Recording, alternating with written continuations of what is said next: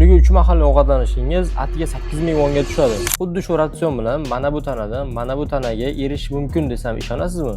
Keling, men sizga hozir buni faktlar bilan ko'rsatib beraman. Oyiga normal ovqatlanishga ketadigan mahsulotlar narxini hisoblaganimizda taxminan 500-600 ming won atrofida summa chiqadi. Lekin kunlik 3 mahal ovqatlanishga ketadigan bir oy emas, 40 kunlik mahsulotlar narxi atiga 350 ming won bo'ladi. Keling, men sizga shu 40 kunlik 350 ming wonlik ratsion qanday ko'rinishda bo'lishini ko'rsatib beraman. 40 kunlik nonushtangiz taxminan shu ko'rinishda, obed shu ko'rinishda va kechki ovqat shu ko'rinishda bo'lishi kerak. Va 40 kunlik asosiy mahsulotlar shulardan iborat.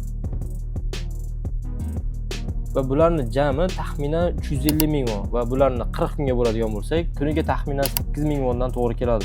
Bu oddiy ovqatlanish emas, tanangizni o'zgartiradigan 40 kunlik investitsiya hisoblanadi. Faqatgina sizda kuzatilayotgan muammo bu noto'g'ri yondashuv va tizim yo'qligida xolos. Agar siz ham 40 kun ichida real ko'rinadigan natija qilishni istasangiz, meni 40 kunlik individual ovqatlanish dasturim bor. Hozirroq kommentariyada 40 sonini qoldiring.